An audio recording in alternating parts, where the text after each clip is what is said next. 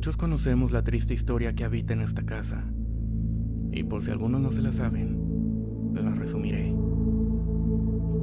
Hace muchos años, una familia de dinero compró un terreno ubicado en la colonia Country, en Monterrey, Nuevo León, para hacer la construcción de una casa especial para su pequeña hija, quien se encontraba en silla de ruedas. La casa tenía muchas rampas para que la pequeña pudiera moverse hacia todos lados sin ningún problema. Lo extraño era que desde su construcción, las cosas salieron mal, pues se dice que 2 albañiles fallecieron. El dueño del terreno volvió a retomar la construcción unos meses después, y al poco tiempo decidió llevar a su niña a conocer lo que sería su nuevo hogar. La casa aún no estaba terminada. Tenía detalles como pozos que cubrir y ventanas que no estaban aseguradas. Lamentablemente, en un descuido del padre no se percató que la niña exploraba por dentro sola, y en una de las rampas que iba de bajada, la silla de ruedas se descontroló y salió disparada por una de las ventanas, perdiendo la vida al caer de una gran altura. Se cuentan muchas historias y trágicos accidentes que sucedieron en la casa, y fue tanta su fama que atrajo a muchas personas para explorar y vivir una experiencia paranormal en la noche. Una de esas personas fui yo. Todo comenzó hace tiempo, cuando un grupo de amigos y yo decidimos ir a investigar la casa de noche, esperando escuchar psicofonías, ya que se decía mucho que si ponías atención se lograban escuchar. Cuando llegamos, recuerdo que había un guardia que velaba la casa. La verdad, en ese momento me desanimé porque pensaba que no nos iban a dejar pasar.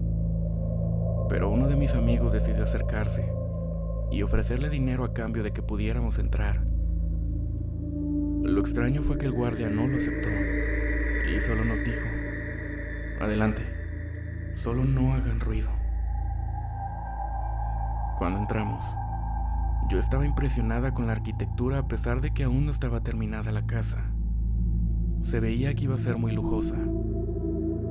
Bajamos por una enorme rampa y al terminar llegamos hasta unos cuartos que de hecho tenían pozos grandes, que conectaban con otro piso más abajo.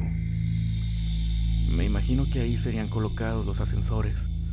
Llegamos hasta el cuarto donde supuestamente había caído la niña de la historia, y nos sentamos formando un círculo, intentando comunicarnos con ella, hablándole para que nos respondiera. Para mi sorpresa, y la cual me causó mucha molestia, fue que uno de mis amigos sacó de su mochila una tabla Ouija. Yo no sabía, incluso mis otros amigos tampoco, pero él decía: no pasa nada. Aún así yo me rehusé a jugar. Él y otros 2 se sentaron en el piso poniendo la tabla en medio y empezaron a jugar intentando conectar con la niña. Después de unos minutos sin respuesta, la Ouija comenzó a moverse, escribiendo: peligro, peligro, varias veces. Debo confesarles que tenía un poco de miedo al ver eso, pero no quería regresarme sola. Uno de ellos preguntó: ¿peligro de qué? ¿Quién eres? Por unos segundos la Ouija se dejó de mover, y justo en ese momento se escuchó un fuerte golpe, como el de un ladrillo. Fue tan fuerte que todos nos asustamos diciendo: ya vámonos, esto no está bien. Pero el dueño de la Ouija dijo que antes había que terminar el juego.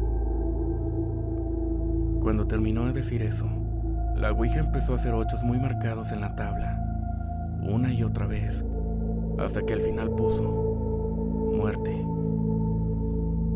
A los segundos cuando esto sucedió, se los juro que todos escuchamos un escalofriante gruñido que provenía del cuarto oscuro de al lado. Fue tanto el miedo que todos sin pensarlo corrimos hacia la salida. Pero lo más aterrador fue que al voltear nos percatamos que el dueño de la tabla estaba como si nada, caminando rumbo hacia la ventana. Decíamos su nombre gritándole: ¿qué haces? ¡Vámonos! Pero él nos ignoraba, por lo que 2 amigos regresaron por él. Vieron que sus ojos estaban viendo hacia la nada y lo tomaron de sus brazos para llevarlo hacia arriba, cuando de pronto uno de ellos empezó a gritar desesperadamente.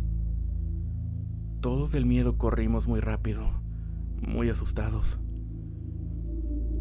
Cuando llegamos a la parte de la rampa, les juro, y no soy la única testigo, que todos escuchamos el llanto de una niña, como con mucho dolor.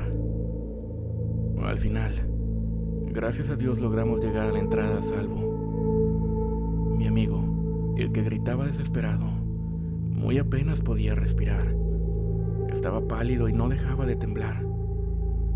Lo único que decía era: había alguien.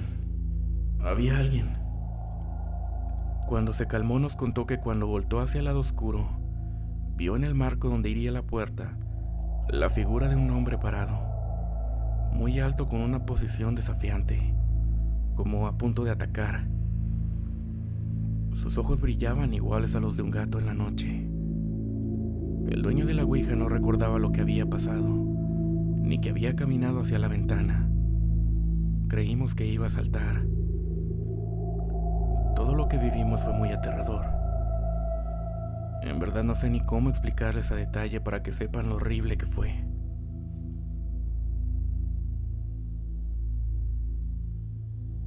Cuando mi mamá falleció, todos en la casa quedamos devastados. Un día, salí al patio y empecé a escuchar una voz cantando. Me di cuenta de que el canto provenía de una bolsa de basura negra grande que estaba en el pasillo. Al revisarla, eran todos los peluches de mi mamá. Le gustaba traer peluches a la casa y después regalarlos a los niños. En fin, empiezo a esculcar la bolsa para saber qué muñeco estaba cantando.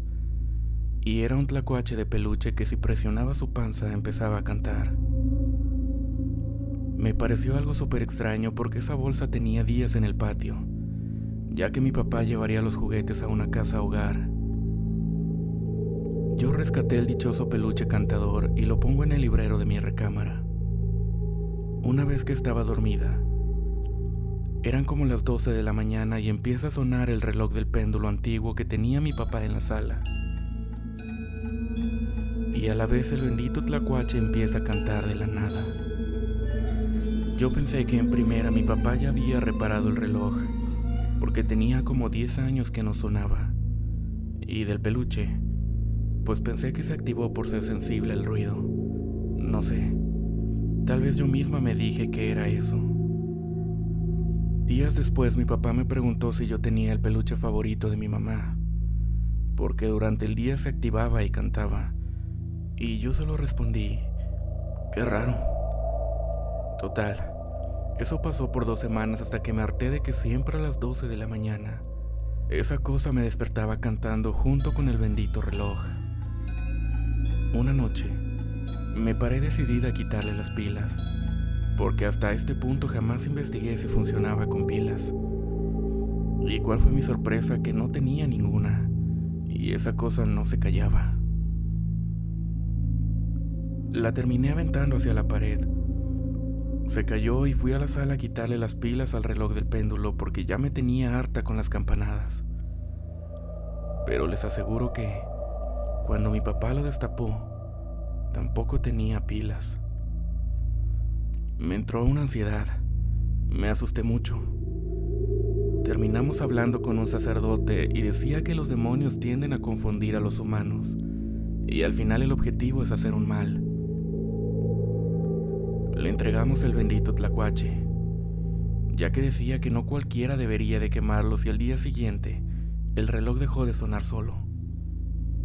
Fue una experiencia muy fea porque solo la ves en las películas, pero cuando el sacerdote te dice: el demonio aprovecha cualquier situación para confundir, y que eso sí existe.